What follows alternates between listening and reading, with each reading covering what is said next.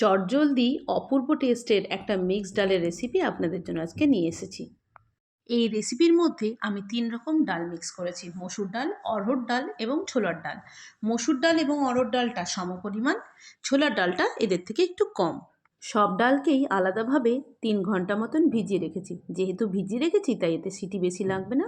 পরিমাণ মতন জল এবং লবণ দিয়ে একটা সিটি দিয়ে নেব এবং লাউকে ডুমো ডুমো করে কেটে লবণ দিয়ে একটা সিটি দিয়ে নেব। নিয়ে নিয়েছি কড়াইতে অল্প একটু তেল, তার মধ্যে গরম মশলা এবং তেজপাতা ফোড়ন দিয়েছি। চিনিটাকে একটু হালকা ক্যারামেলাইজ হয়ে গেলে পেঁয়াজটাকে লাল করে ভেজে নেব।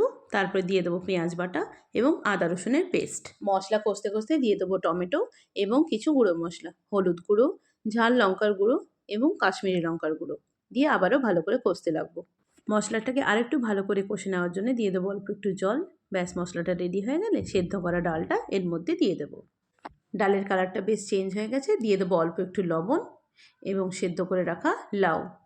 লাউ সেদ্ধ করা জলটা কিন্তু ফেলে দেবেন না, এই ডালে জলের পরিবর্তে সেটা ইউজ করতে পারেন। দিয়ে দেবো অল্প একটু মিষ্টি এবং বানিয়ে নেবো একটা ফোড়ন। নিয়ে নিয়েছি তেল, ঘি, জিরে, শুকনো লঙ্কা, রসুন কুচি, লঙ্কা কুচি, কাসুরি মেথি এবং কালারের জন্য কাশ্মীরি লঙ্কার গুঁড়ো। খুব সাবধানে এই ছোঁকটা ডালের মধ্যে মিশিয়ে দেবো এবং একটু নেড়েই নামিয়ে নেব আমাদের মিক্সড ডাল। অল্প একটু ধনেপাতা দিয়ে পরিবেশন করব। যদি এই রেসিপিটা ভালো লাগে অবশ্যই পাশে থাকবেন।